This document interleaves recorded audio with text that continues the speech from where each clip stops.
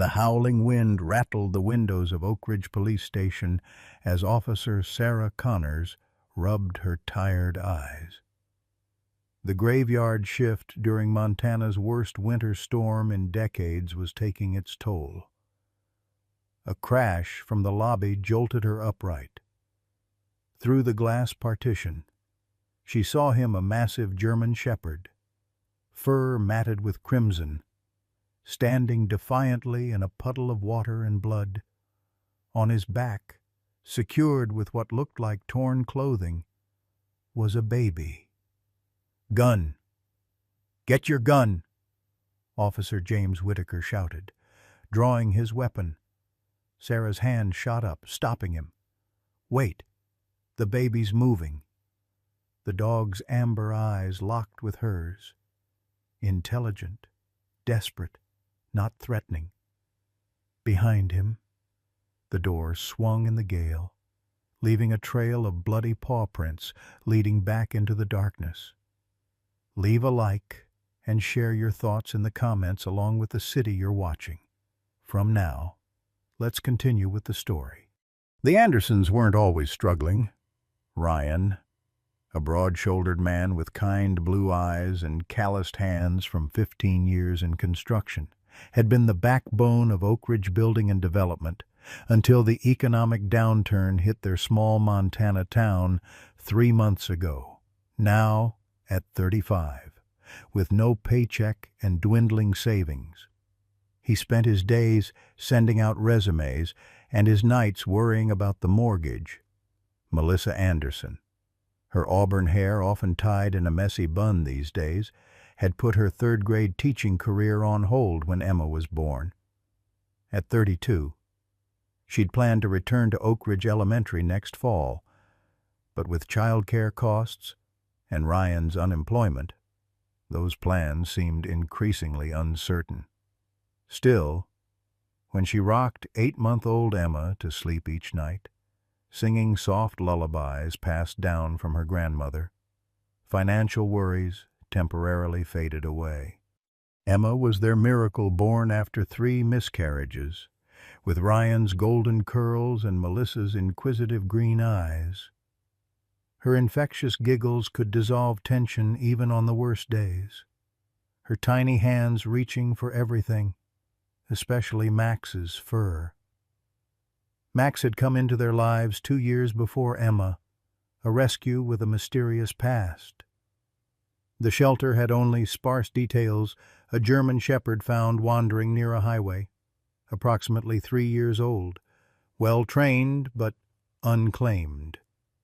What they didn't mention was the way he positioned himself at doors and windows at night, his disciplined alertness, or the small faded tattoo inside his ear that Ryan discovered months later while bathing him, marks of a military working dog. Across the street lived Dr. Thomas Caldwell, chief surgeon at Oak Ridge Memorial and chairman of the neighborhood association. At 60, his silver hair and tailored clothing projected authority, his immaculate Victorian home and manicured lawn setting a standard few could match.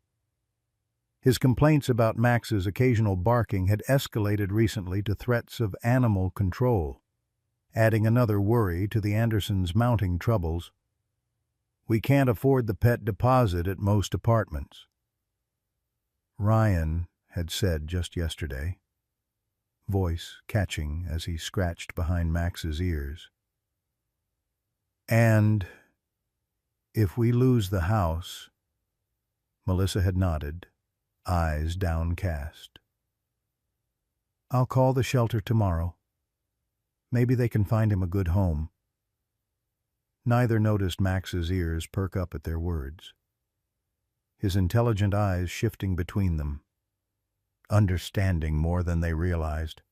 The night before disaster struck, Max wouldn't settle, while Ryan and Melissa slept fitfully, worried about tomorrow's difficult decision. The German shepherd paced from window to window, his nails clicking against the hardwood floors. Outside, the barometer dropped precipitously as the season's most dangerous storm system approached from the northwest. At 2:13 a.m., Max stationed himself in Emma's nursery, positioned between her crib and the window, ears alert. By 3:40 a.m., he began whining softly, nudging Ryan's hand hanging from the bed, but exhaustion kept his owners in deep sleep.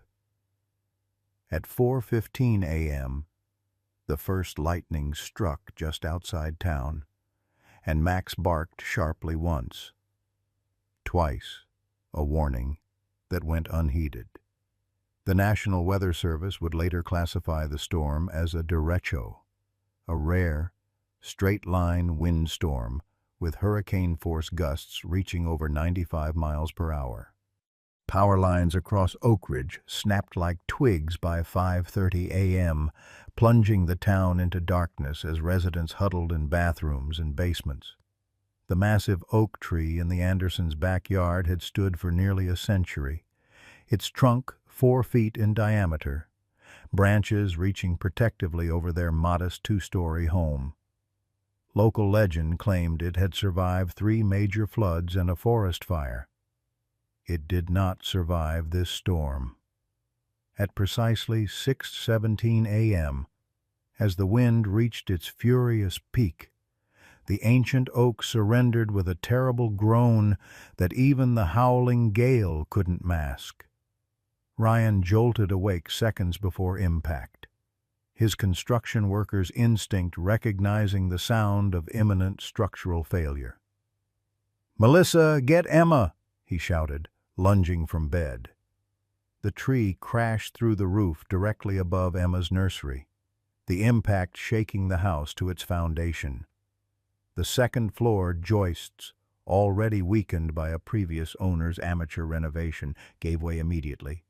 Melissa reached the nursery door just as the floor beneath her feet began to tilt. "Emma!"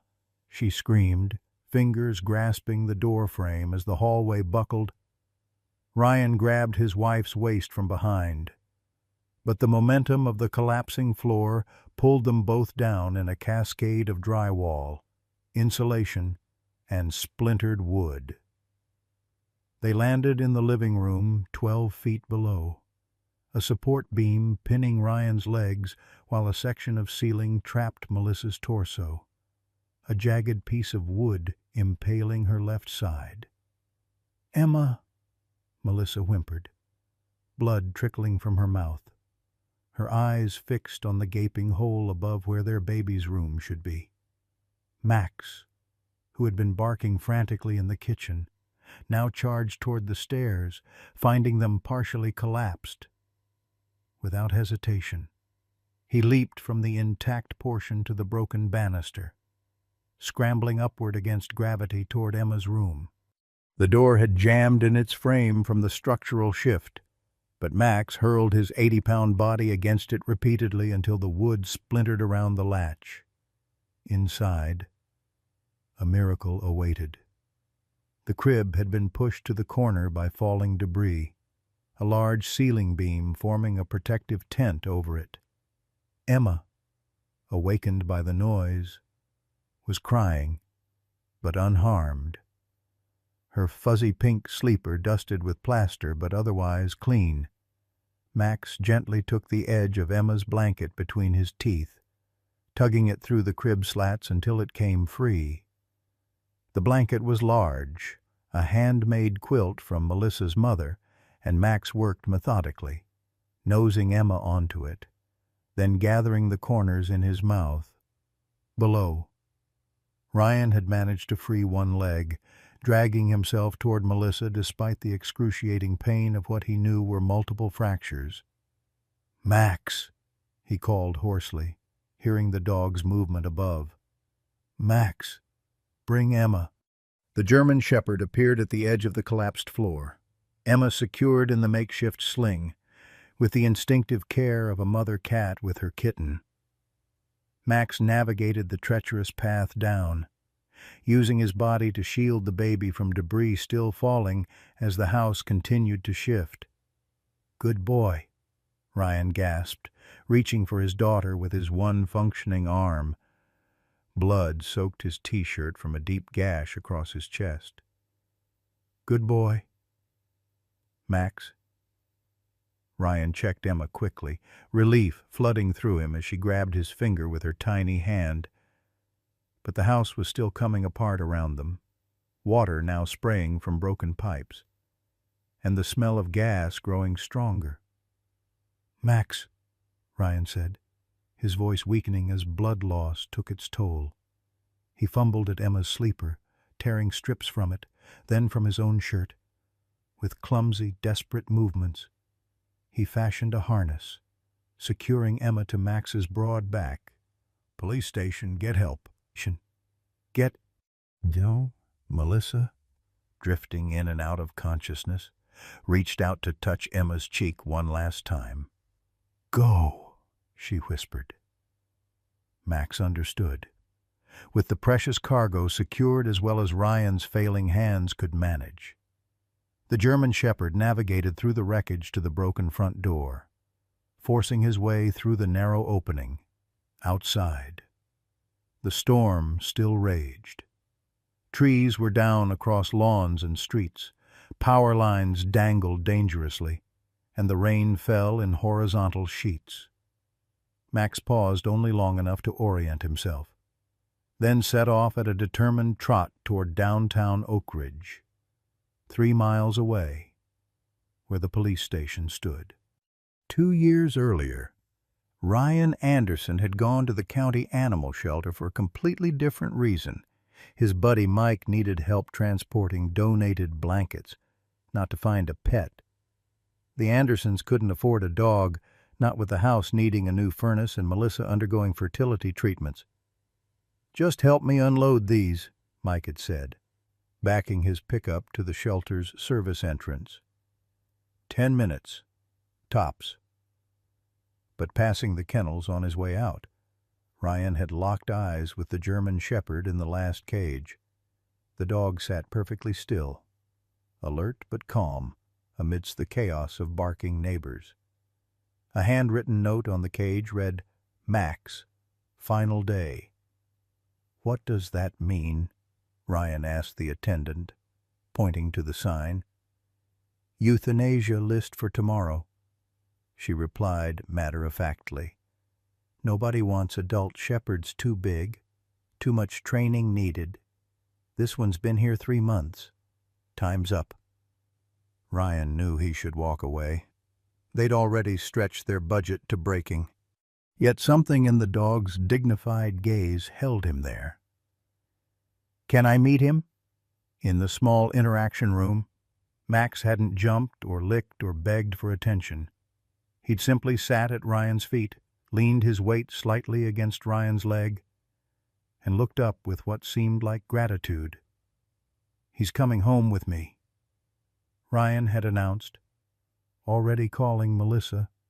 Her initial resistance, "Ryan, we can't afford dog food, let alone vet bills," had melted the moment Max gently rested his head in her lap that evening, as if to say, "I understand your concerns, but I promise I'm worth it."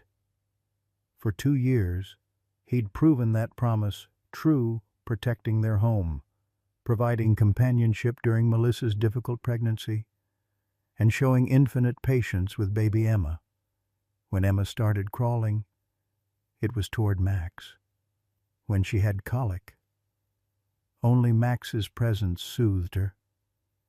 Yet last night, sitting at their kitchen table reviewing past due notices, the Andersons had made the heartbreaking decision. "The apartment I applied for is $300 cheaper but has a strict no-pets policy," Ryan had said, voice hollow. "We've got to think about Emma first." "I know," Melissa whispered, tears streaming down her face. "But he's family. Ryan." "We're out of options. Dr. Caldwell left another note today. Said Max was barking all afternoon and disturbing his important phone calls. Threatened to call animal control if it happens again." Neither noticed Max sitting in the doorway. head tilted as he processed their somber tones. "I'll call the no-kill shelter in Billings tomorrow." Melissa had finally conceded. Maybe they can find him a home with a yard and kids. He deserves that. That night, Max had abandoned his usual sleeping spot at the foot of their bed, instead standing guard at Emma's crib until dawn approached and the storm arrived. Now, with Emma secured to his back, Max faced the most treacherous journey of his life. The main road was blocked by fallen trees, forcing him to cut through Oak Ridge Community Park. The wind pulled at Emma's makeshift harness, while debris pelted them both. Twice Max had to stop to readjust the knots with his teeth, ensuring the precious cargo remained secure. Halfway through the park, a fallen power line hissed and sparked across the path.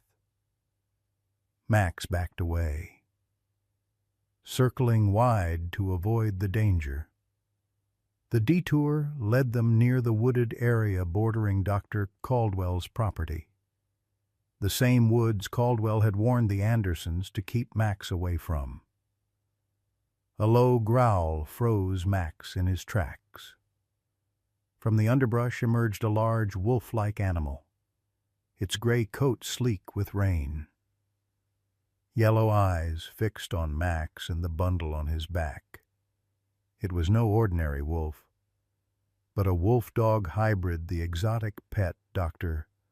Caldwell kept secretly and illegally in an enclosure behind his property, now escaped in the chaos of the storm. The hybrid advanced, sensing vulnerability. Max's military training surfaced instantly, the months spent in Afghanistan detecting explosives and protecting his handler. Without hesitation, he positioned himself to keep Emma away from the predator. The wolf-dog lunged. Max met the attack head-on, unable to maneuver freely with Emma on his back. Teeth sank into Max's shoulder. But he didn't yelp or retreat. Instead, he fought with calculated precision, targeting the hybrid's legs to disable rather than kill. Blood from both animals now mixing with the rain. Emma began crying, the sounds driving Max to end the confrontation quickly. With a powerful move, he pinned the wolf-dog, his teeth finding the exact spot on the neck that would force submission without causing death. The hybrid yelped, then slunk away limping, leaving Max bleeding but victorious. There was no time to rest, ignoring his wounds. Max continued toward downtown, his pace slowed but determination undiminished. Blood matted his fur, washing down his legs with the rain, but none of it was Emma's.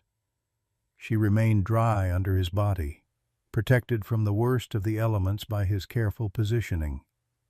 The police station's lights grew visible in the distance, one of the few buildings with generator power. Max summoned his remaining strength, picking up speed as they approached Salvation. Inside the station, Officer Sarah Connors was just telling rookie James Whitaker about another German shepherd, her childhood dog Ranger, who had saved her brother from drowning. "That's why I'll never understand people who say they're just animals," she was saying, when the front door burst open and Max appeared, bloody but determined, with Emma strapped to his back. Now, as Sarah prevented James from drawing his weapon, Max barked once clear, authoritative, turning to show them Emma. "My God," Sarah breathed, approaching slowly. "James, get a first aid kit and call an ambulance." Max stood perfectly still as Sarah carefully untied Emma from his back. The baby was frightened but unharmed, her cries subsiding as Sarah wrapped her in a dry blanket. "Where did you come from, sweet girl?" Sarah whispered, checking for injuries and finding none. She looked at Max, noticing how he kept glancing anxiously at the door. "And where's your family, boy?" Max barked again, moving toward the door, then back to Sarah, his intention clear. "He wants us to follow him." Sarah realized. "James, radio this in. I'm going with the dog." Sarah Connors had seen a lot in her 15 years on the Oak Ridge police force, but nothing quite like this. The German Shepherd stood in the doorway, his posture impossibly dignified despite the blood matting his fur. The storm still raged outside, but the dog seemed unconcerned with shelter or his own injuries. His eyes remained fixed on Sarah, then darted to the door, then back again. "James, get Emma to Doc Patterson. He should be downstairs in the emergency shelter," Sarah ordered, transferring the bundled baby to her colleague's reluctant arms. "And call dispatch. We need to find out where this dog came from. You're not seriously going out in that storm because a dog is acting weird," James protested, awkwardly adjusting his hold on the infant. Sarah was already reaching for her rain gear. "That dog didn't accidentally strap a baby to his back. Someone is in trouble." The station's K-9 officer, Mike Donnelly, emerged from the break room with his Belgian Malinois partner, Ranger. The police dog immediately approached Max, not with the usual dominance display or suspicion toward an unknown canine, but with what appeared to be deference. Ranger sniffed Max briefly, then backed away, sitting attentively. "Well, that's different," Mike observed, frowning. "Ranger doesn't do that for just any dog." Sarah knelt beside Max, carefully examining his injuries. Multiple lacerations. Bite wounds on the shoulder. Looks like he tangled with something big, but he's not focused on his pain at all. Mike moved closer, studying the German Shepherd with professional interest. "Hold up." He gently pushed aside the blood-matted fur near Max's left ear, revealing a faded tattoo, a series of letters and numbers. "Military working dog. Special Forces. Based on this code."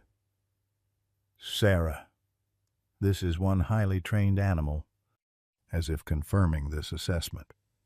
Max barked once, sharply, then trotted to the door again, pawing impatiently. "Gear up," Sarah told Mike. "We're following him." Within minutes, they were in Sarah's police SUV, Max in the back seat with Ranger, leading them through the storm-ravaged streets of Oak Ridge. Fallen trees and downed power lines forced detours, but Max would whine or bark to indicate which turn to take next. The dog's urgency was palpable, his focus unwavering despite what must have been considerable pain from his wounds. Back at the station, James had taken Emma to the department's medical room, where Doc Patterson, the elderly physician who volunteered with the police department, examined her carefully. "Not a scratch on her," the doctor declared, wonder in his voice. "Bit dehydrated, but otherwise perfect. That dog carried her through this storm without her sustaining a single injury." "Remarkable. Any identification on her clothes?" James asked. "Just a small embroidered E on her sleeper." "Wait." Doc Patterson peered closer at the torn fabric. "There's a laundry tag sewn in here. Anderson, 1423 Willow Creek Road." James immediately radioed the information to Sarah and Mike, who were already following Max in that general direction.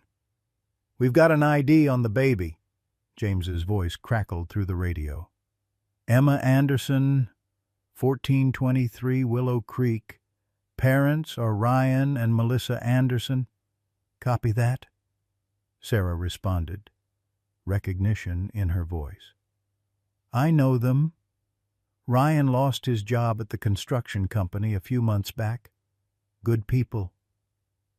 The SUV turned onto Willow Creek Road, the devastation from the storm intensifying in this older neighborhood with its mature trees.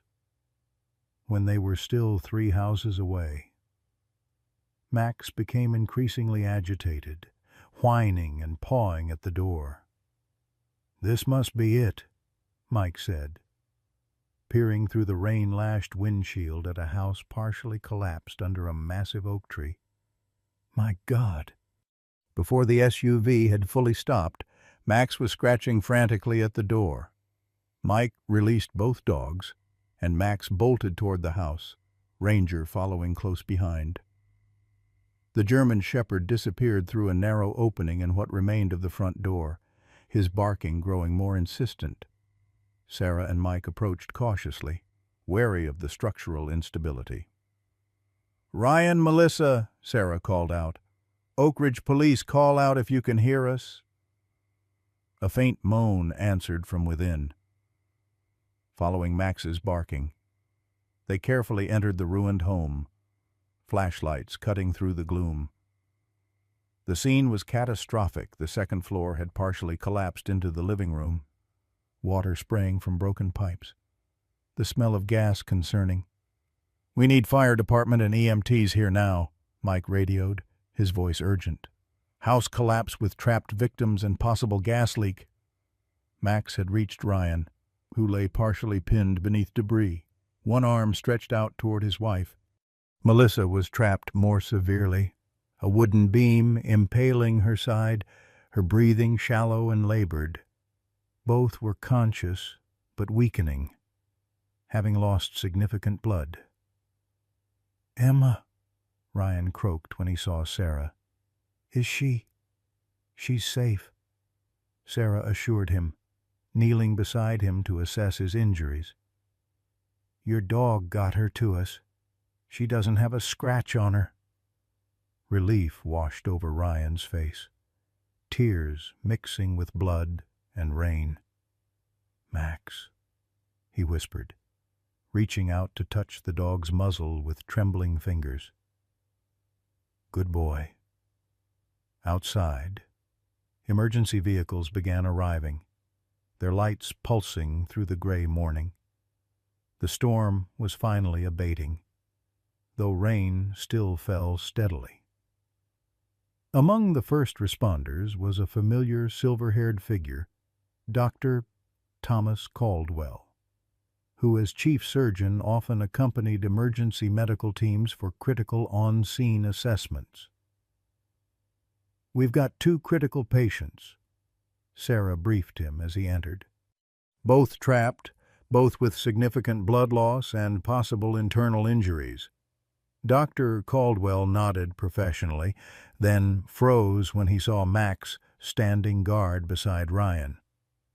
The German Shepherd's hackles rose, a low growl emanating from his throat.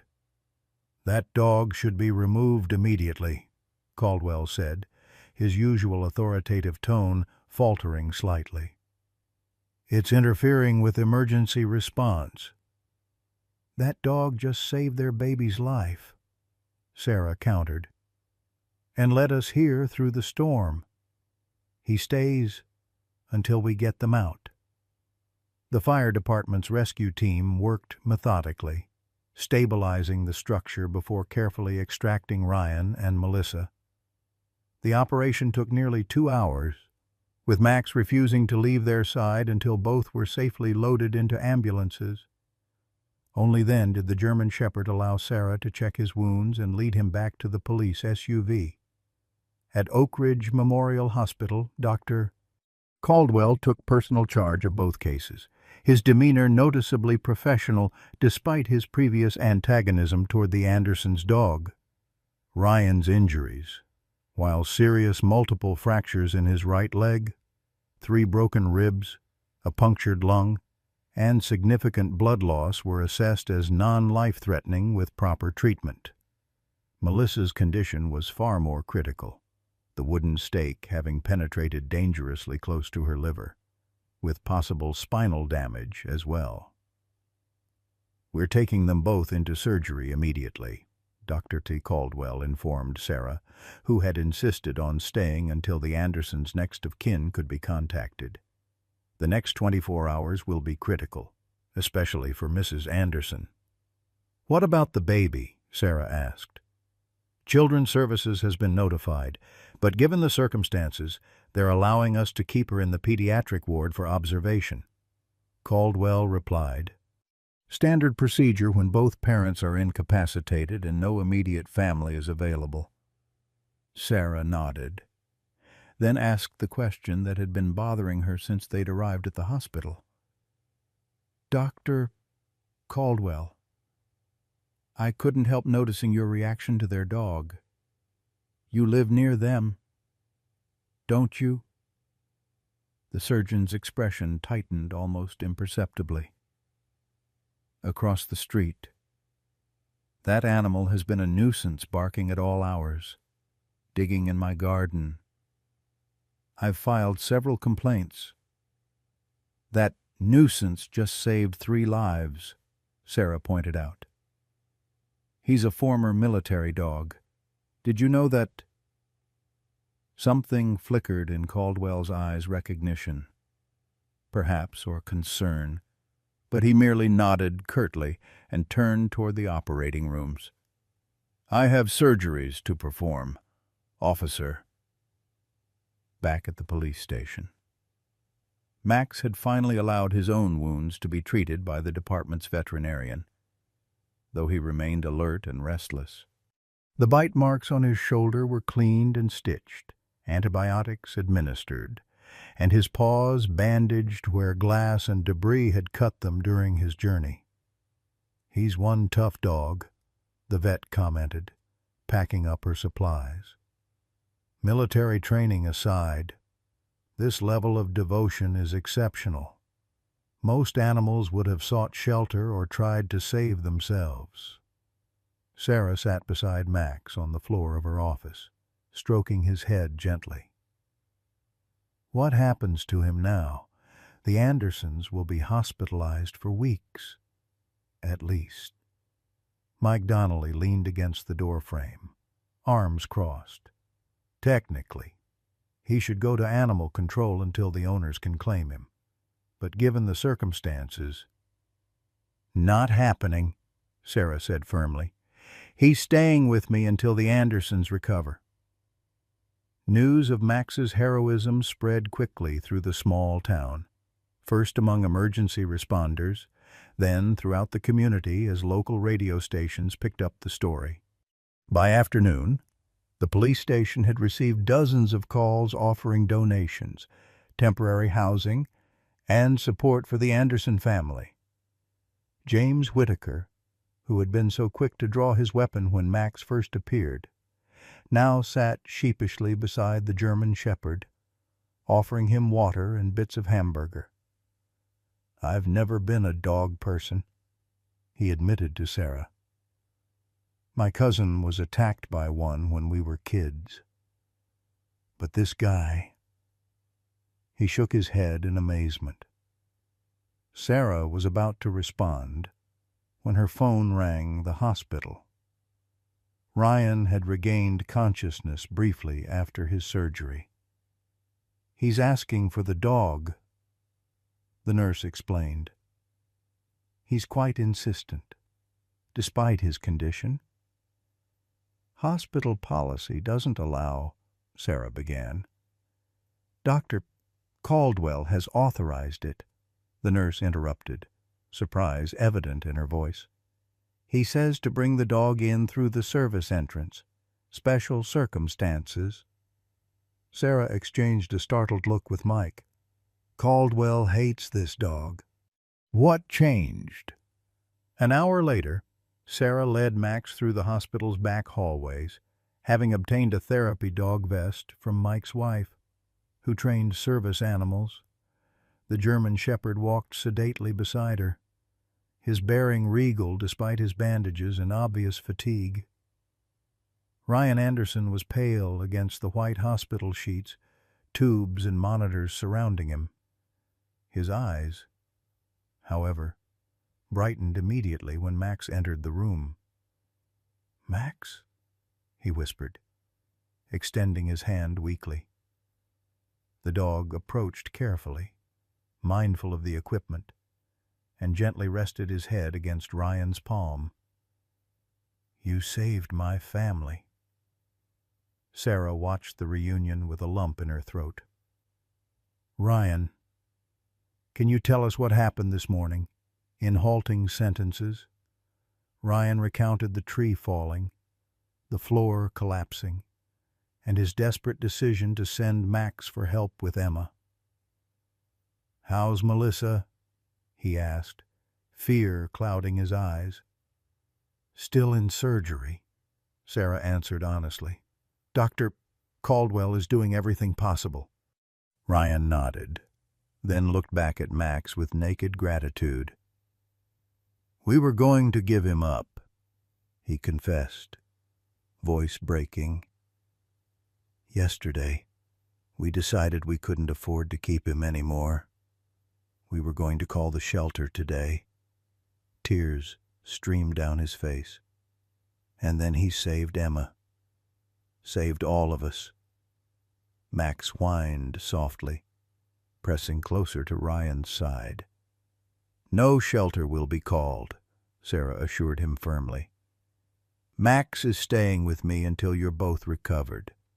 And from what I've seen today, this town isn't going to let your family fall through the cracks." As she spoke, Dr. Caldwell appeared in the doorway, still in his surgical scrubs.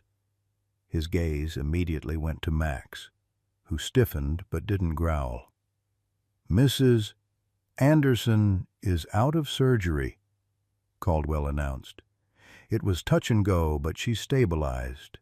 With proper care and rehabilitation, I expect a full recovery for both of you."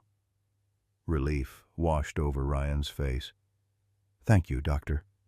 Caldwell hesitated, then approached Max with an extended hand. The German Shepherd sniffed it cautiously, then allowed the surgeon to examine the bandaged bite wounds on his shoulder. "Professional stitching," Caldwell observed. "Good. These are serious injuries.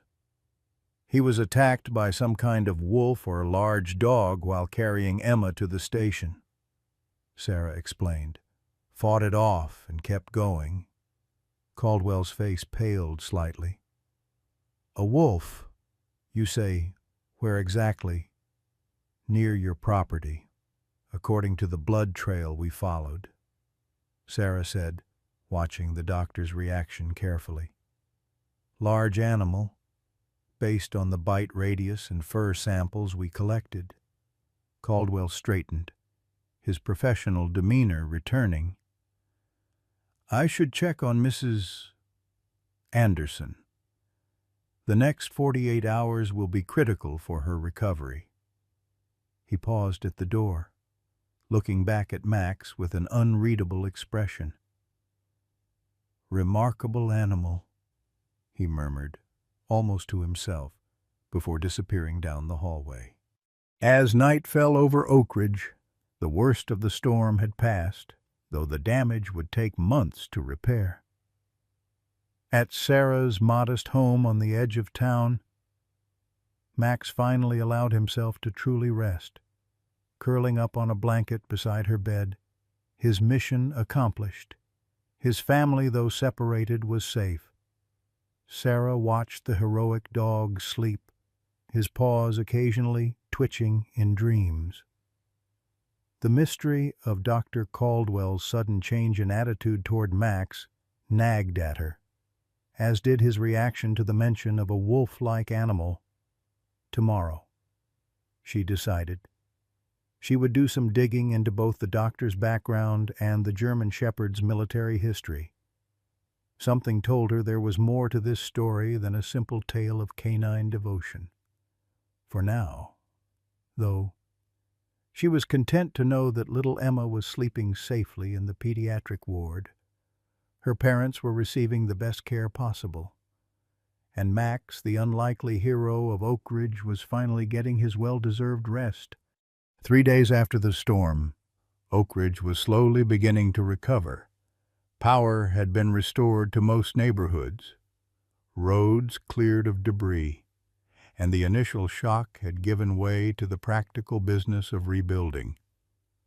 At Oak Ridge Memorial Hospital, Ryan Anderson had been moved from intensive care to a regular room, his condition upgraded from critical to stable. Melissa remained in intensive care, her injuries more severe. But Dr. Caldwell's hourly updates were cautiously optimistic. Sarah Connors had taken personal charge of Max's care, bringing him to visit Ryan each afternoon, a special exception to hospital policy that continued to raise eyebrows among staff. Today, as Max sat dutifully beside Ryan's bed, Sarah noticed how much thinner the construction worker looked after just a few days, his normally robust frame diminished by trauma and worry. "Any update on Melissa?" Sarah asked, settling into the visitor's chair. Ryan's face tightened. "Dr. Caldwell says she's responding well to the latest round of antibiotics. The infection in her wound is finally under control." He reached out to stroke Max's head, the IV line in his arm restricting his movement. "He says it's a miracle she survived at all." Max leaned into Ryan's touch, his amber eyes never leaving his owner's face. The dog's own injuries were healing well, the stitches in his shoulder still visible, but the swelling reduced. The veterinarian had been impressed by his recovery rate, noting that his military training had likely conditioned him to push through pain that would incapacitate most animals. "Has Emma been by today?" Sarah asked, knowing the pediatric nurses had been bringing the baby to visit her father. Ryan's expression brightened. "This morning. She's doing great, not a scratch on her." His voice broke slightly. "Because of Max." The German shepherd's ears perked up at the mention of Emma's name, his head tilting in the distinct way that had become familiar to Sarah over the past days, a gesture that seemed to ask, "Where is she?" "He misses her," Ryan observed. "Never thought I'd see a dog so attached to a baby." Sarah nodded, then hesitated before broaching the subject she'd come to discuss. "Ryan, I've been doing some research on Max's background." She pulled out her notebook. "That tattoo in his ear, it's a military identification code. I contacted a friend at the Veterans Affairs Office who specializes in military working dogs." Ryan shifted in his bed, wincing at the movement. "We always suspected he had some kind of service background, the way he checks perimeters, how he positions himself at doors and windows." "He was more than just a military dog," Sarah explained, reviewing her notes. "He was part of a special forces team in Afghanistan, specialized in personnel recovery operations, finding and rescuing isolated service members. His handler was a Captain David Mitchell."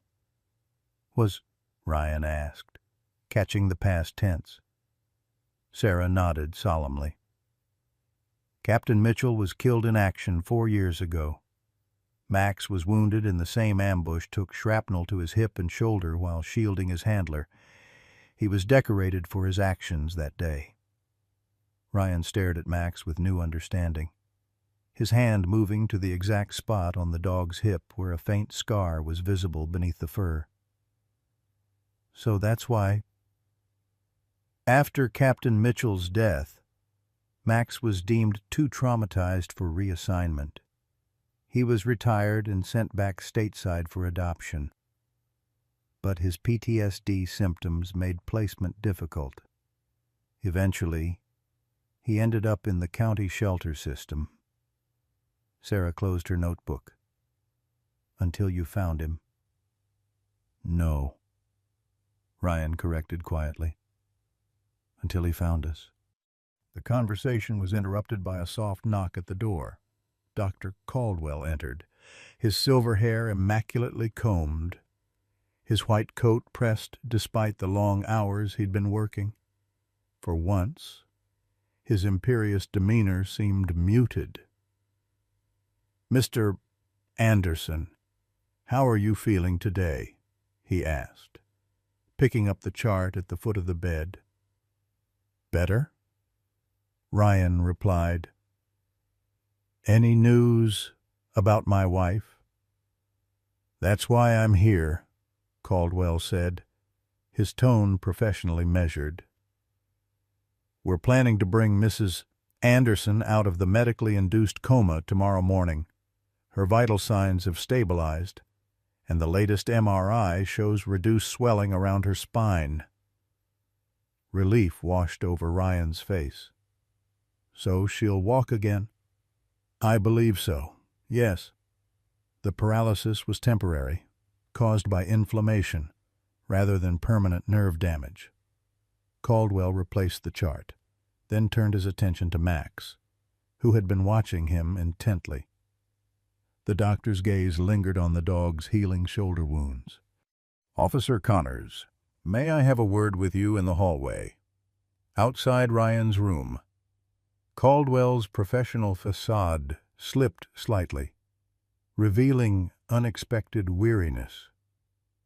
"I understand you've been investigating the animal that attacked the dog," he said without preamble. Sarah studied him carefully. "We found unusual fur samples at the scene, not consistent with local wildlife," Caldwell sighed, glancing around to ensure they weren't overheard. "I believe I may know what animal was involved. I'd like to show you something at my property, if you're available this evening." "Dr. Caldwell, if you have information pertinent to—" "Please," he interrupted, an unusual note of humility in his voice. "I'd rather explain everything at once.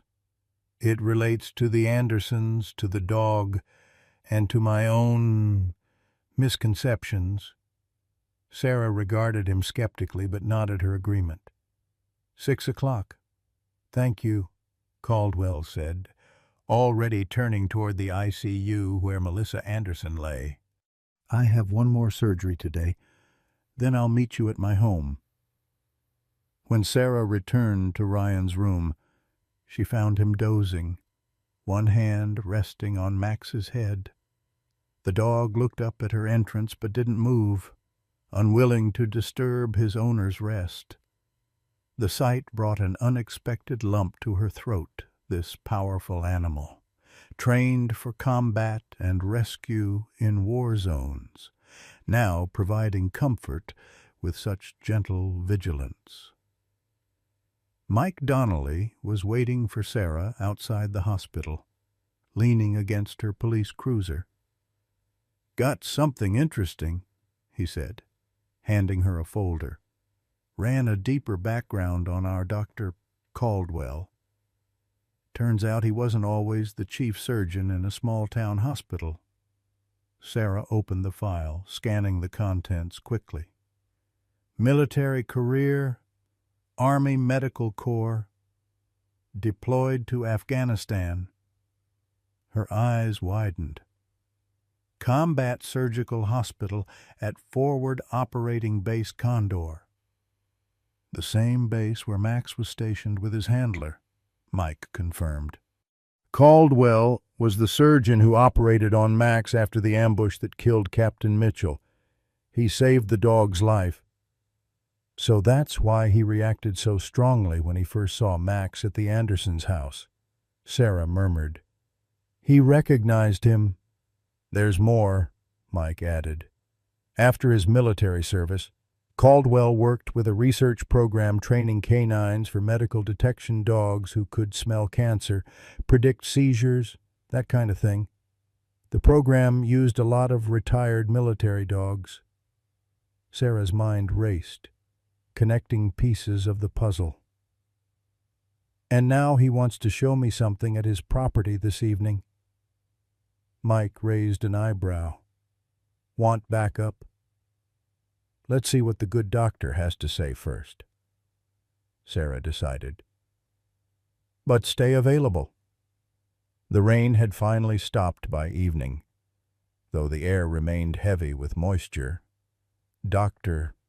Caldwell's Victorian home stood relatively unscathed by the storm, protected by its position on higher ground. As Sarah pulled into the circular driveway, she noticed extensive repairs already underway on the rear portion of the property, workers rebuilding what appeared to be a large, specialized enclosure. Caldwell greeted her at the door, having exchanged his medical attire for casual slacks and a sweater that somehow still managed to look formal on his tall frame. "Thank you for coming. Officer Connors, please, follow me." He led her through the impeccably decorated home to his study, where framed military commendations hung alongside medical degrees. On his desk sat a photograph Sarah immediately recognized, a younger Caldwell in desert camouflage, kneeling beside a military working dog. Not Max, but clearly the same type of highly trained canine. "That's Rex," Caldwell explained, following her gaze. "My partner during my second deployment. He could detect internal bleeding through smell alone, saved countless lives by alerting us to hidden injuries in soldiers who seemed fine externally." "You were more than just a surgeon," Sarah observed. Caldwell nodded. "I specialized in trauma medicine, but my research focused on animal-assisted medical detection. After Rex was killed by an IED, I devoted myself to understanding and developing the capabilities of working dogs." He gestured to the window overlooking his backyard. "Which brings me to what I need to show you." Outside, Caldwell led her to a detached building that had survived the storm intact, a small but well-equipped veterinary surgery suite. Inside, a large canine lay sedated on an examination table, an IV drip in its leg, surgical staples visible along its flank. Even in unconsciousness, the animal's wild heritage was evident. Not quite wolf, not quite dog, but a powerful hybrid of both. "This is Timber," Caldwell said quietly. "A wolf-dog hybrid I've been working with for the past year as part of my ongoing research. During the storm, his enclosure was damaged, and he escaped." Sarah stared at the animal, recognition dawning. "This is what attacked Max." "Yes. I found him yesterday, severely injured, hiding under my porch. The bite patterns are consistent with a trained military dog's defensive tactics." Caldwell's professional demeanor faltered. "I've been treating him here rather than reporting the escape because wolf-dog hybrids are illegal in this county. My research authorization expired 3 months ago, but I was continuing my work." "Illegally," Sarah finished for him. Caldwell didn't deny it. "I believe the potential medical benefits outweighed the regulatory concerns. Timber can detect changes in blood chemistry that predict strokes up to 48 hours before they occur. That doesn't change the fact that your illegal pet nearly killed a dog that was trying to save a baby's life," Sarah pointed out sharply. "I know," Caldwell admitted, genuine remorse in his voice. "When I saw Max at the hospital, recognized him from Afghanistan, and then learned what he'd done for the Andersons," he shook his head. "I've been wrong about many things. Officer Connors, my complaints about the dog, my attitude toward the Andersons. I viewed them as disruptions to my work rather than as neighbors in need." Sarah studied the surgeon carefully, assessing his sincerity. "What do you plan to do now?" "First, I've contacted a licensed sanctuary in Montana that can legally take Timber once he's recovered." Caldwell straightened. his decision evidently made. Second, I intend to help the Andersons in any way I can, not just medically, but financially. Their insurance won't cover all their medical expenses or home repairs. That's unexpectedly generous, Sarah observed cautiously. It's the least I can do. And third, Caldwell continued, I want to examine Emma more thoroughly. When Max brought her to the station, she was unharmed but also remarkably calm for an infant who had just experienced such trauma. What are you suggesting? I believe Emma may have a natural affinity that Max detected similar to what we look for in children who benefit from service dogs. Her connection with Max isn't just coincidental. It's medically significant. For the first time, genuine enthusiasm animated Caldwell's typically stern features. Their bond could be important for both of them, particularly for Max's recovery from his military trauma. Back at the hospital that evening, Ryan received the unexpected news that all his family's medical expenses would be covered by an anonymous donor. The nursing staff whispered that Dr. Caldwell had personally arranged it, though the surgeon maintained his usual professional distance during rounds. More surprising was the team of contractors who arrived at the Anderson property the next morning, beginning work on temporary structural repairs to make the home safe until insurance claims could be processed. The foreman mentioned only that a concerned community member had hired them. For Sarah, the most remarkable transformation was evident when she brought Max to the hospital the following day. Dr.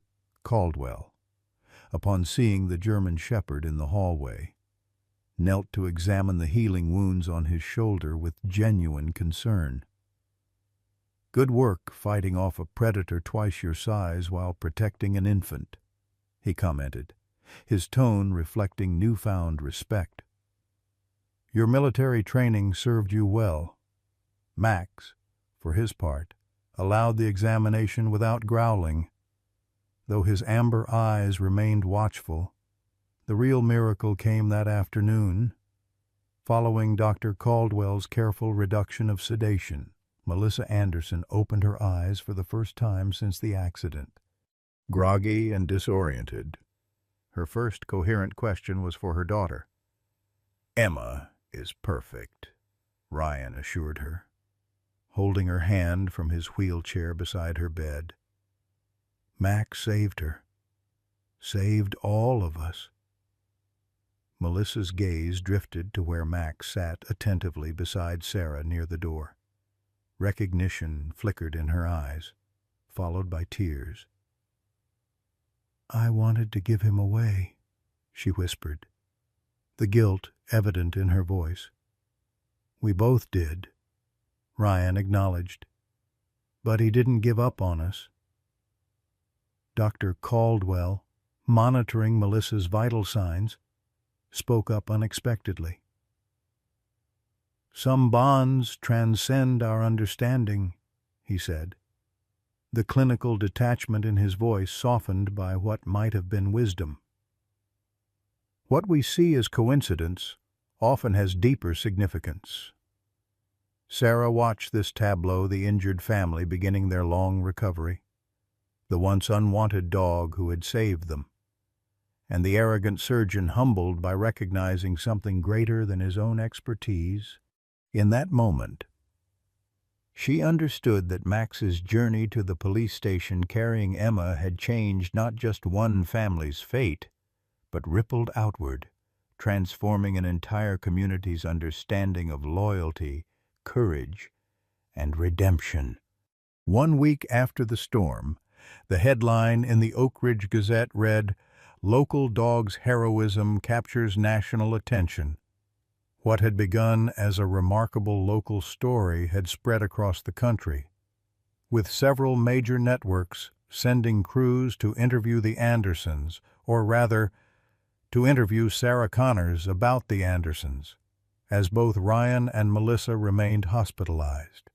Sarah had become the family's unofficial spokesperson, carefully managing the media attention while protecting the Andersons' privacy.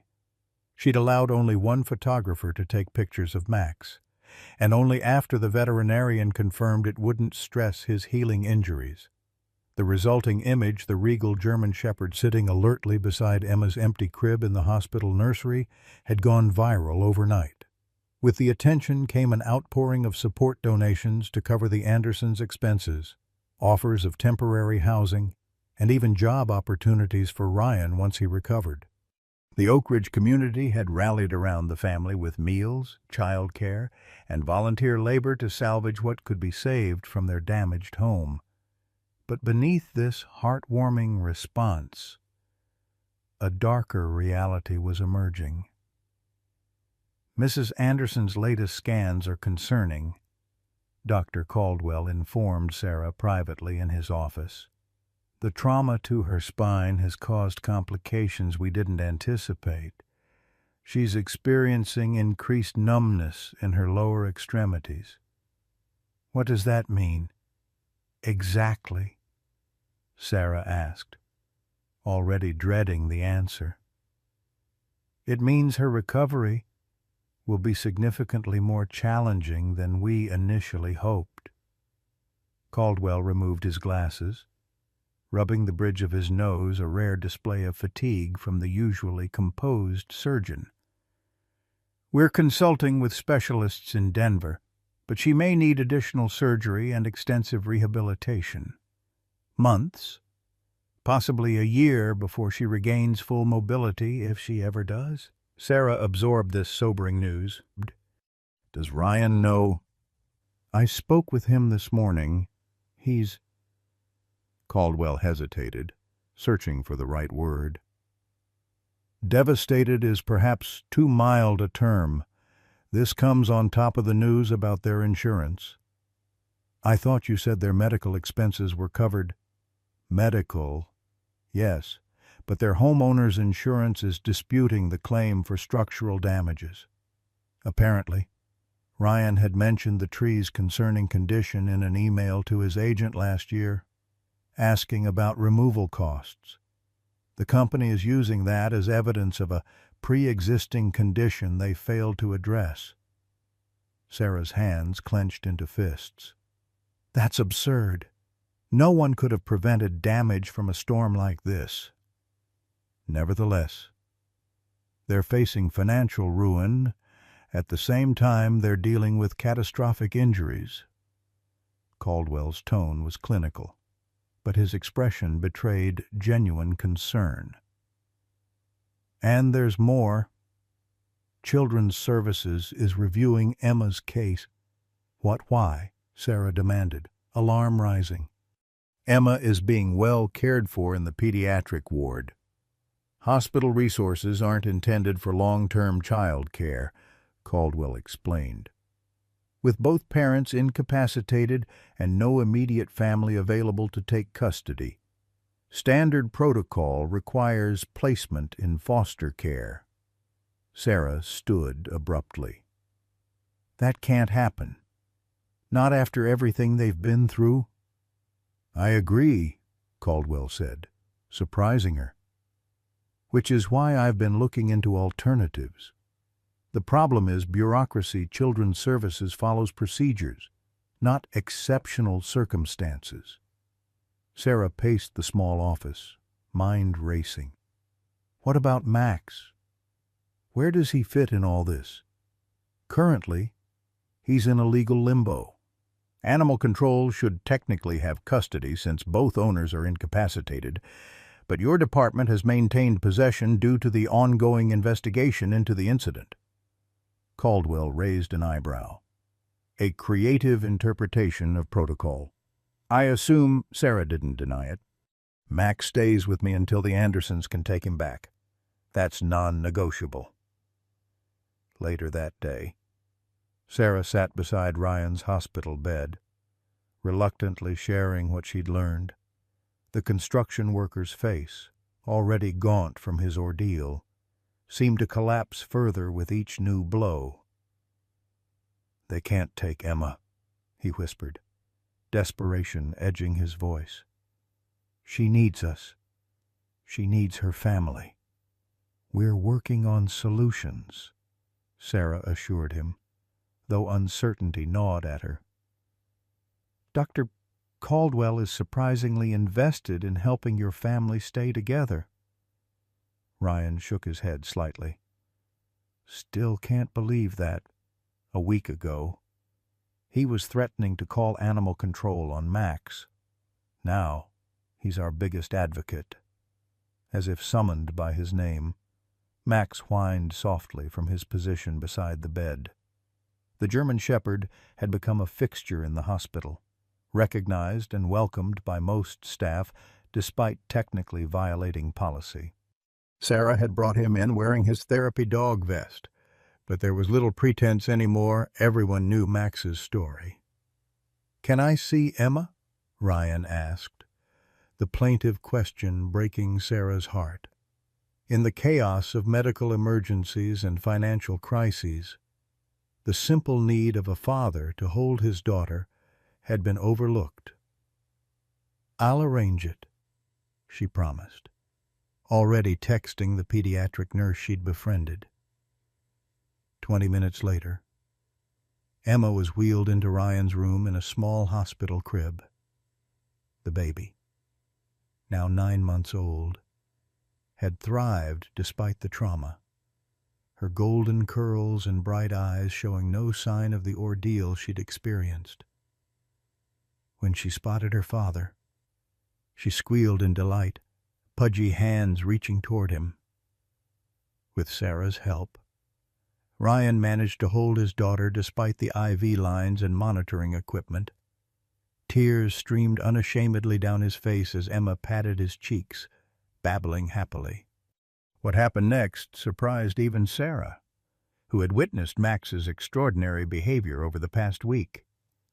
The German Shepherd, who had been lying quietly on his bed in the corner, rose and approached the reunited father and daughter. With gentle precision, he positioned himself beside Ryan's bed, then rested his head near Emma's foot, his amber eyes watching both of them with unmistakable contentment. Emma immediately reached for the dog, her tiny fingers grasping at his ear. "Ma!" she exclaimed her first word, unmistakably directed at Max. Ryan's tearful laugh was the first genuine joy Sarah had heard from him since the accident. "That's right, Emma, Max, he saved you." For a precious hour, this makeshift family enjoyed a moment of normalcy, Ryan reading to Emma from a children's book a nurse had provided, Max maintaining his protective vigil, Sarah watching from the doorway with a lump in her throat. The spell was broken when James Whitaker appeared, his expression grave. "Sarah, we need you at the station. There's a representative from Children's Services reviewing Emma's case. They're talking about emergency placement as early as tomorrow." Ryan's face crumpled, his arms tightening around Emma. "No, please, no. I'll handle it," Sarah promised, though uncertainty gnawed at her. "Emma stays here until we find a better solution." At the police station, the situation was even worse than James had indicated. The Children's Services representative, a stern woman named Mrs. Hodges, had not only Emma's file but also documentation about Max. "Officer Connors, you've been harboring a dog that legally should be in Animal Control's custody," Mrs. Hodges stated, adjusting her glasses as she reviewed the paperwork. "Furthermore, you've been bringing this animal into a hospital against policy, potentially endangering patients." Sarah maintained her professional composure with effort. "Max is a decorated military working dog who saved the lives of the Anderson family. He poses no threat to anyone." "That's not for you to determine," Mrs. Hodges countered. "Protocols exist for a reason. The child must be placed in approved foster care, and the dog must be transferred to animal control until the Andersons are capable of providing proper care if that day comes." "If?" Sarah echoed, anger rising. "Mrs. Anderson's prognosis is uncertain, and Mr. Anderson faces months of recovery and financial insecurity. We have to consider the possibility that they may not be able to provide a stable home for Emma in the foreseeable future." The clinical detachment in Mrs. Hodges' voice pushed Sarah to the edge of her professional restraint. "The Andersons are victims of a natural disaster. Not negligent parents. They deserve support, not punishment." "This isn't punishment, officer. It's procedure." Their standoff was interrupted by the arrival of Dr. Caldwell, still wearing surgical scrubs, his expression uncharacteristically agitated. "I just heard about this meeting. As the Andersons' physician, I should have been consulted." "Dr. Caldwell," Mrs. Hodges acknowledged stiffly. "This is a matter for Children's Services, not the medical team. When it involves separating a child from her parents during a medical crisis, it absolutely concerns the medical team," Caldwell countered, his authoritative tone returning in full force. "Emma Anderson has shown remarkable resilience precisely because she's remained connected to her family, including Max, who provides significant emotional support." The dispute escalated, with Mrs. Hodges citing regulations and Caldwell invoking medical necessity. Sarah watched this clash of bureaucracy versus compassion with growing despair. Recognizing that both Emma and Max might be casualties of a system designed for ordinary circumstances, not the extraordinary situation the storm had created. As voices rose and tempers flared, Sarah's phone chimed with a text from the hospital. She glanced at it, then abruptly stood. "We need to pause this discussion," she announced. "Melissa Anderson is awake and asking for her daughter and her dog." Mrs. Hodges frowned. "That doesn't change the procedural requirements." "Perhaps not," Dr. Caldwell interjected. "But it does change the timeline. I must return to my patient immediately." He turned to Mrs. Hodges with barely concealed contempt. "And I strongly advise against separating this family today. The psychological trauma could significantly impede Mrs. Anderson's recovery." In the tense silence that followed, Sarah made a decision that could potentially cost her job. "Emma stays at the hospital tonight with her parents. Max stays with me. Tomorrow, we can resume this discussion with cooler heads." What she didn't say was that she was already formulating a plan, one that would require community support, legal maneuvering, and perhaps some strategic rule-bending. The Andersons had lost nearly everything to the storm. She would not let them lose each other, too. Sarah Connors arrived at her small ranch house just after midnight, exhausted from the day's confrontations. Max padded quietly beside her, his own weariness evident in his slower gait. Inside, she collapsed onto her couch, the German shepherd settling at her feet with a deep sigh. "What a mess," she murmured, scratching behind his ears. "We need a miracle, Max." Her phone buzzed with a text from Mike Donnelly. "Found something interesting in Caldwell's military record. Call me." Despite the late hour, Sarah dialed immediately. Mike answered on the first ring. "Remember how we discovered Caldwell served at the same base as Max?" Mike began without preamble. "I dug deeper. He wasn't just any surgeon there, he was the lead physician for the military working dog program in that region. He personally treated dozens of injured service dogs, including Max, after the ambush that killed Captain Mitchell. That explains his change of heart, Sarah mused. But why did he act like he barely recognized Max at first? That's where it gets interesting, Mike continued. After his military service, Caldwell ran a research program studying trauma recovery in military dogs. The program lost funding amid accusations of unethical treatment pushing the animals too hard, endangering their mental health. Nothing was ever proven. But Caldwell's reputation took a hit. He's been trying to rebuild his standing with his hybrid research. Sarah glanced at Max, who had lifted his head at the intensity in her voice. So his initial hostility toward Max might have been fear of recognition, worried a former military dog could somehow expose his past. Possibly. Or simple guilt, Mike suggested. But here's the kicker: Caldwell has political connections. His brother-in-law is State Senator Williams, the chairman of the Health and Human Services Committee, Sarah realized. The same committee that oversees children's services? Exactly.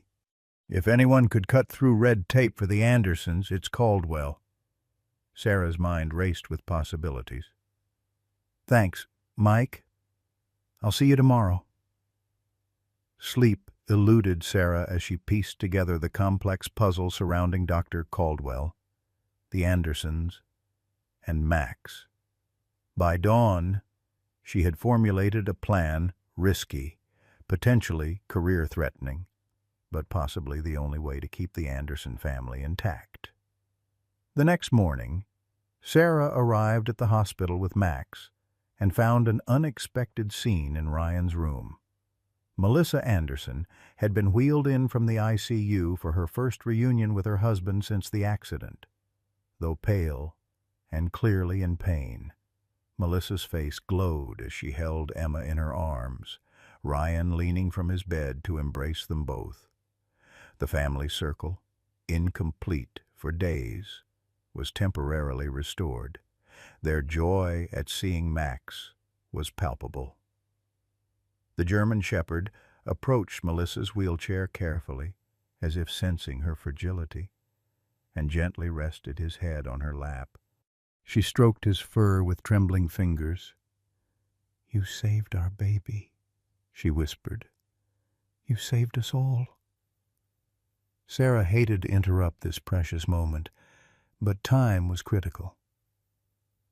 "Mrs. Hodges from Children's Services will be here at noon," she explained. "She's still insisting on taking Emma to foster care and sending Max to animal control." The joy drained from both parents' faces. "There must be something we can do," Ryan pleaded. "There might be," Sarah said, closing the door to ensure privacy. "But I need to know the whole truth about Max first." Confusion crossed Ryan's face. "What do you mean? When you adopted Max, did you know about his military background? Did you recognize Dr. Caldwell might have known him?" Ryan shook his head emphatically. "No. We had no idea Max was a military dog until you told us. And we barely knew Dr. Caldwell except as the neighbor who complained about barking." Melissa shifted Emma in her arms, wincing slightly at the movement. "The shelter just said he was a German Shepherd mix, about 3 years old. It was only later we noticed how disciplined he was, how he checked perimeters and positioned himself at entryways." Sarah nodded, believing them. "What about Max's behavior around Dr. Caldwell before the accident? Any unusual reactions when they encountered each other?" The Andersons exchanged glances. "Max always seemed wary around him," Ryan admitted. "Not aggressive, just alert. We assumed it was because Caldwell had yelled at him a few times for barking." "And the night before the storm," Melissa added, "when we were discussing giving Max away, he seemed especially agitated. He kept going to the windows facing Caldwell's property, growling softly. A knock at the door interrupted them. Dr. Caldwell entered, his silver hair slightly disheveled, unusual for the typically immaculate surgeon. He paused upon seeing the assembled family, his gaze lingering on Max. "Officer Connors," he acknowledged, then turned to his patients. "Mrs. Anderson, you should be resting. This extended visit isn't medically advisable." "Please," Melissa begged, clutching Emma closer. "They're going to take my baby away." Something flickered in Caldwell's expression. Compassion, guilt, or perhaps both. He checked his watch. "Mrs. Hodges isn't due for another 3 hours. I can allow this visit until then, but afterward, Mrs. Anderson must return to the ICU." As he turned to leave, Sarah made her move. "Dr. Caldwell, could I speak with you privately? It concerns your research with military working dogs specifically. Your work with Max in Afghanistan." The surgeon froze, his hand on the doorknob. For a moment, Sarah thought he might refuse, but then he nodded curtly. "My office. 5 minutes." Once alone in Caldwell's austere office, Sarah didn't waste time. "I know about your military service, your work with injured dogs, and the controversy surrounding your research program. I also know about your brother-in-law, Senator Williams." Caldwell's face remained impassive. "Is there a question in there? Officer Connors?" "Not a question. A proposition." Sarah leaned forward. "You have the influence to help the Andersons keep their family together, including Max. I want to know why you initially pretended not to recognize him. And I want your help keeping Emma with her parents and Max with all of them." A long silence followed as Caldwell studied her, weighing his response. Finally, he removed his glasses, rubbing the bridge of his nose, a gesture Sarah now recognized as his tell when confronting uncomfortable truths. "I did recognize Max immediately," he admitted. "That distinctive scar on his flank, I put those stitches in myself after the ambush, but recognizing him was complicated." "Because of your research program's controversy?" "Partly." Caldwell rose, moving to the window overlooking the hospital parking lot. "After Captain Mitchell was killed, Max suffered severe PTSD. He was one of the test subjects in my trauma recovery program. The methods I used were considered experimental exposure therapy, medication protocols not yet approved for canine use." "Were they harmful?" Sarah asked directly. "Not intentionally," Caldwell replied, his voice tightening. "But Max had a severe reaction to one of the medications. He nearly died. When the program was investigated, his case was cited as evidence of recklessness. My research was discredited. Funding pulled." "So when you saw him at the Andersons—" "I was facing a living reminder of my greatest professional failure." Caldwell turned back to her, his composure cracking slightly. "I convinced myself he was a nuisance, a danger even. It was easier than acknowledging the truth." "Which is?" "That I failed him, that my ambition clouded my judgment." Caldwell's clinical detachment had entirely vanished now. "When I saw what he did for the Andersons, carrying Emma through that storm, fighting off timber, leading you back to Ryan and Melissa, I realized something profound had happened. Max didn't just survive my treatment. He transcended it. He became something extraordinary." Sarah processed this revelation, searching for the leverage she needed. "And now I'm trying to make amends," Caldwell stated simply. "The medical care, the contractors for their home, it's the least I can do. But it's not enough," Sarah pressed. They need to stay together as a family. Emma needs her parents, and they all need Max. Caldwell nodded slowly. Mrs. Hodges is following protocol, but protocols can be adjusted for exceptional circumstances. He reached for his phone. I'll call my brother-in-law. He can expedite an emergency kinship care arrangement. Kinship care, a temporary legal guardianship with a family member or close associate while the parents recover, Caldwell explained. It would keep Emma out of the foster system and allow regular contact with Ryan and Melissa. They don't have family nearby, Sarah pointed out. No, Caldwell agreed. But they have you. The suggestion caught Sarah off guard. Me, I'm not family. You've been caring for their dog, advocating for their interests, visiting daily, in exceptional circumstances. Close community connections can qualify for kinship care arrangements. With Senator Williams' support and my medical testimony about the importance of maintaining family bonds during recovery, we could make a compelling case. Sarah's mind raced. Her small ranch house had enough room. She worked regular shifts that could accommodate childcare with help, and Max was already comfortable there. It wasn't a perfect solution, but it could work temporarily. And what about Max? She asked. I'll testify to his therapeutic value for both Emma and her parents. Service animals are protected under different regulations than pets.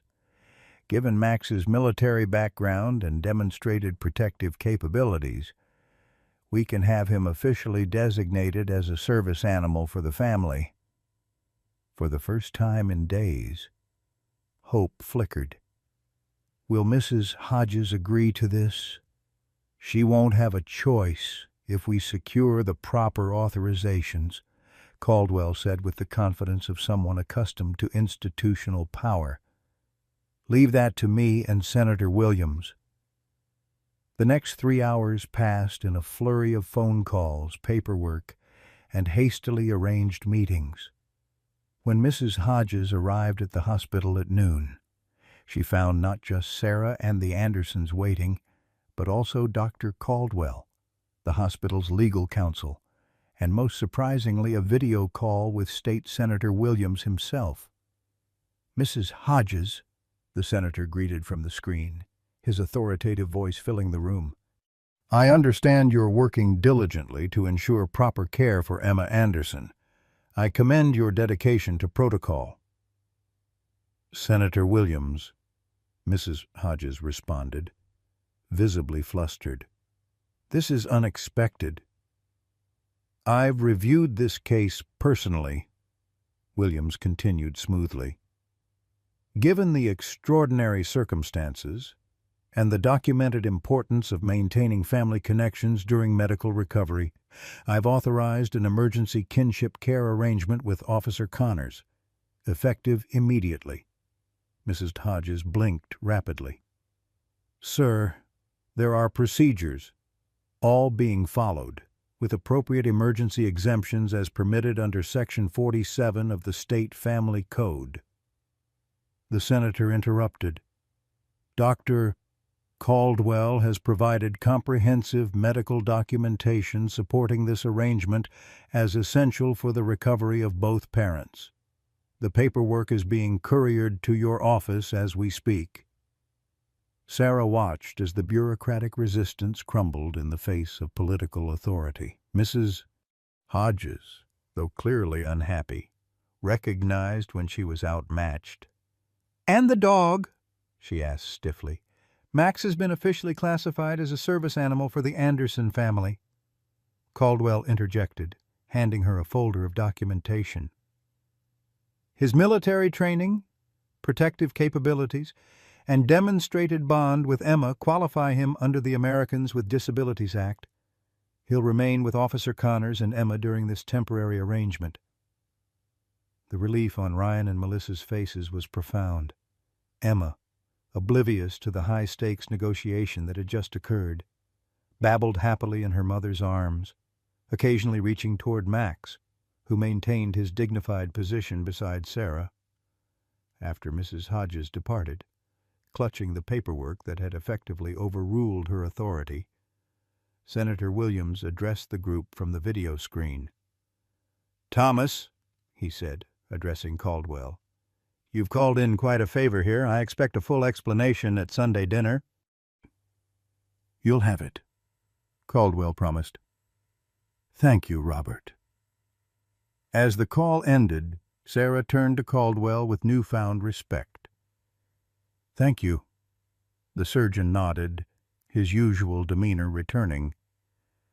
"I should check on Mrs. Anderson's latest test results. We'll need to return her to the ICU soon." He paused at the door. "Officer Connors, I trust you understand the responsibility you're taking on?" Sarah looked at the Anderson family, broken but undefeated, their love for each other palpable even amid their injuries and uncertainty. She felt Max lean against her leg, solid and reassuring.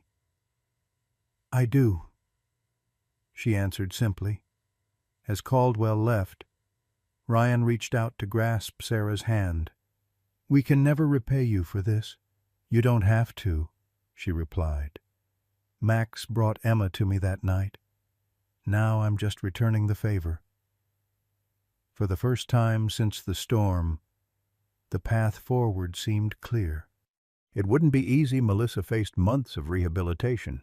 Ryan's recovery would be slow, and their financial challenges remained daunting, but they would face these obstacles together, their family intact, with Max continuing his vigilant protection of the humans he had chosen as his own.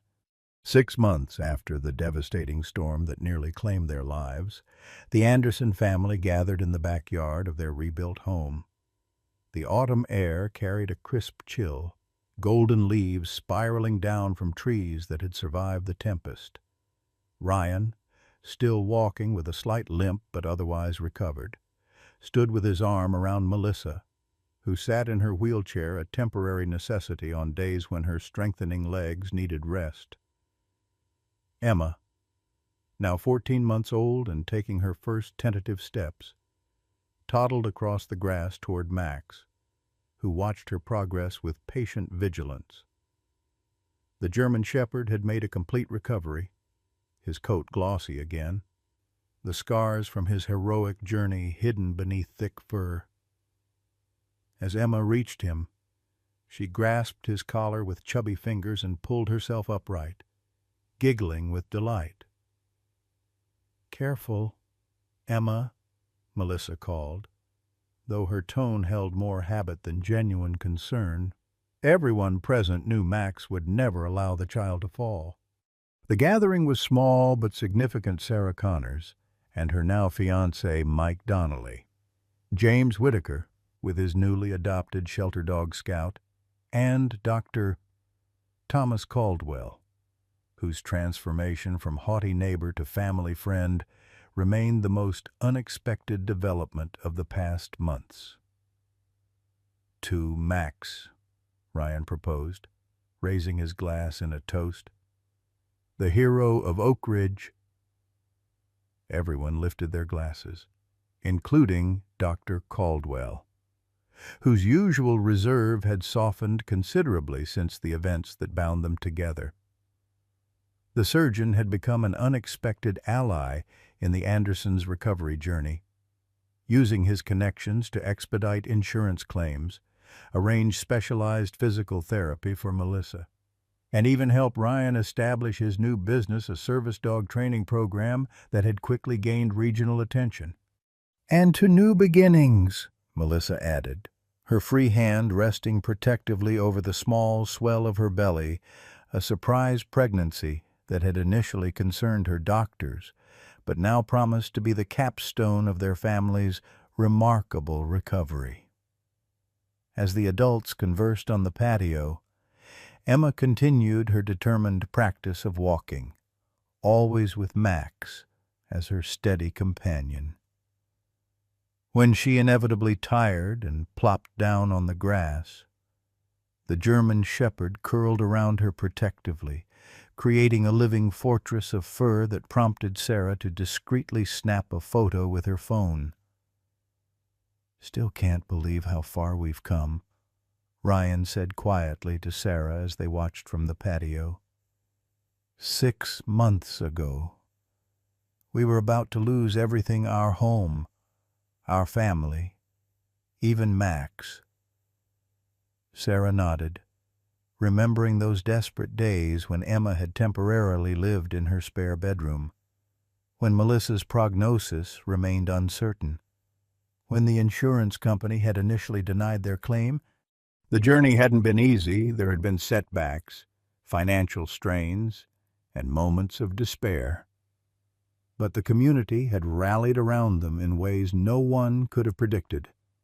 The fundraiser organized by Sarah and Mike had exceeded all expectations, raising enough to cover the insurance gap and help with medical expenses.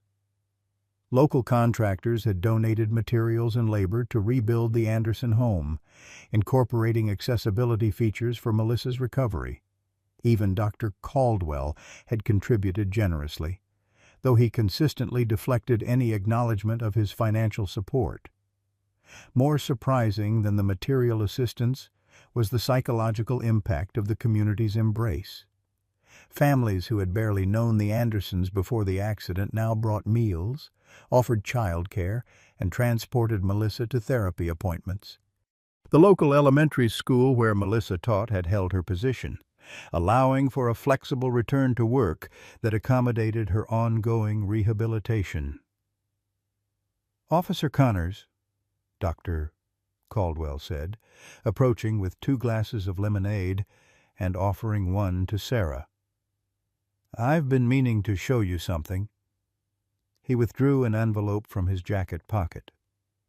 "These arrived yesterday from the Military Working Dog Association."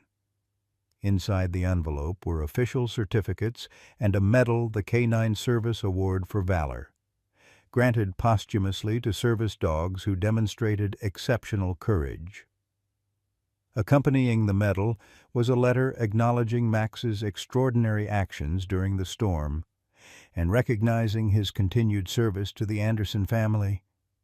"I submitted the application months ago," Caldwell explained, watching as Max guided Emma back toward the patio. His military record, combined with what he did that night, made him an obvious candidate. "Does Ryan know?" Sarah asked, genuinely touched by the surgeon's gesture. "Not yet. I thought perhaps you should be the one to present it," Caldwell suggested. "After all, you were the first to recognize what Max had accomplished when he appeared at the station that night." Sarah studied the man who had once been the Andersons' difficult neighbor. "You've changed, Doctor." A faint smile crossed Caldwell's usually stern features. "Perhaps I've simply remembered what matters." He glanced toward the house where construction crews had recently completed a wheelchair ramp and widened doorways. "My research was always meant to help people, to recognize the extraordinary capabilities of animals like Max. Somewhere along the way, I became more concerned with recognition than results." Their conversation was interrupted by James Whitaker, who approached with his rescue dog, a gentle mixed breed with soulful eyes. "Dr. Caldwell, I wanted to thank you again for helping with Scout's medical expenses. The heartworm treatment was more than I could have managed on a rookie's salary." "He's a fine animal," Caldwell replied, reaching down to pat Scout's head. "Worth every penny." The transformation in James had been nearly as remarkable as Caldwell's. The young officer who had once reached for his weapon at the sight of a blood-covered German shepherd was now an enthusiastic advocate for the department's expanded canine program and a regular volunteer at the local animal shelter. As the afternoon progressed, Ryan gathered everyone for the announcement he and Melissa had been planning for weeks. "We wanted you all here today because you're not just friends anymore. You're family," he began, standing beside Melissa's wheelchair. "What happened 6 months ago could have destroyed us. Instead, because of all of you, and especially because of Max, we're stronger than ever. Stronger than—" Melissa reached for his hand, continuing the practice speech. "That's why we're officially launching the Max's Heroes Foundation today." She gestured toward the small table where brochures had been arranged. "We'll be training service dogs specifically for families recovering from trauma and natural disasters, with special emphasis on dogs from shelters and military backgrounds." Sarah picked up one of the brochures, noting the professional design and the logo featuring a silhouette of a German shepherd carrying a bundle. "This is incredible," she said, genuinely impressed. "How did you put this together so quickly?" "We had help," Ryan acknowledged, nodding toward Dr. Caldwell. "The doctor not only provided seed funding but connected us with his contacts at the Veterans Administration. We've already identified our first 3 candidate dogs and 2 recipient families." Dr. Caldwell, visibly uncomfortable with the recognition, cleared his throat. "The research data alone will be invaluable. The therapeutic benefits of service animals in recovery situations remain underdocumented in medical literature." Sarah smiled at his attempt to frame his generosity in clinical terms. The surgeon might have softened, but he would likely always maintain some professional distance, a quality that, paradoxically, made his evident care for the Andersons all the more meaningful. As if sensing he was being discussed, Max appeared at the edge of the patio, Emma riding triumphantly on his back in a much safer version of their journey through the storm. The little girl had discovered this mode of transport weeks ago, and Max had willingly accepted his role as her personal steed, always moving with deliberate care beneath his precious cargo. "Still can't believe he does that," Mike commented, watching the pair. "Most dogs wouldn't tolerate a toddler climbing all over them." "Most dogs haven't carried that toddler through a hurricane to save her life," Sarah replied. "Their bond goes beyond normal human-animal relationships." As the sun began to set, casting long shadows across the rebuilt yard, Sarah found a quiet moment to present the medal and certificates to Ryan and Melissa. Their emotion was palpable as they examined the official recognition of Max's heroism. "He never needed a medal," Ryan said, voice thick with feeling as he watched Max gently deposit Emma at Melissa's feet. "But it means a lot that others understand what he did for us." "It's not just what he did that night," Sarah observed. "It's what he continues to do every day, protecting Emma, supporting Melissa's recovery, giving you purpose through the foundation. Some heroes perform one great act, others make heroism a way of life." As if hearing his name, Max approached, his amber eyes meeting Sarah's with that same intelligent gaze that had struck her so forcefully on that stormy night at the police station. She knelt to embrace him, remembering her initial fear and subsequent awe when she'd first seen him standing in the lobby, blood-soaked but determined, with Emma secured to his back. "Thank you," she whispered into his fur, words meant for him alone. The evening concluded with a simple ceremony, the official dedication of the new oak sapling planted where the ancient tree had fallen. A small plaque at its base read, "From destruction comes new life. The Max tree, planted in honor of extraordinary courage and devotion." As the guests departed, promising to return for the Foundation's first fundraising event the following month, the Anderson family settled into their evening routine. Ryan helped Melissa into bed, positioning her leg supports with practiced ease. Emma, already drowsy, was tucked into her crib in the nursery that had been rebuilt with stronger materials and additional safety features. And Max, as always, took his position at the threshold of Emma's room, alert even in rest, forever the guardian of the family he had saved.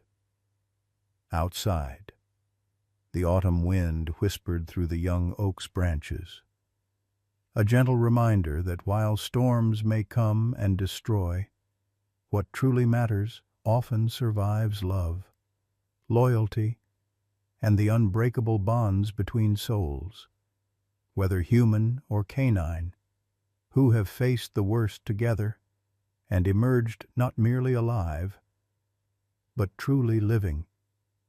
In Oak Ridge, people would long tell the story of the German shepherd who appeared at the police station covered in blood, carrying a baby on his back. But the Andersons knew the greater truth that Max's most heroic act wasn't carrying Emma through the storm, but showing them all the power of unwavering devotion, day after ordinary day, in the peaceful aftermath. When Max appeared at that police station, blood-soaked with little Emma secured to his back, he reminded us of something we've always known but sometimes forget. Loyalty isn't just a word, it's a sacred promise. Remember when neighbors didn't need an invitation to help, when community meant something more than just sharing a zip code. Max's story takes us back to those values, in a world where we're increasingly disconnected. This German shepherd refused to abandon his family when it would have been easier to run. Like many of you who've weathered life's storms raising families through difficult times, standing by loved ones through illness, rebuilding after setbacks, Max's unwavering devotion mirrors your own quiet heroism. His story resonates because it reflects the best parts of the generation that built America with calloused hands and determined hearts. The Andersons lost almost everything that terrible day, but they discovered what you've always known: possessions can be replaced. But the bonds between family, including our four-legged family, are what truly shelter us from life's storms. Max didn't just save Emma's life that day. He saved something in all of us, our faith in unconditional love.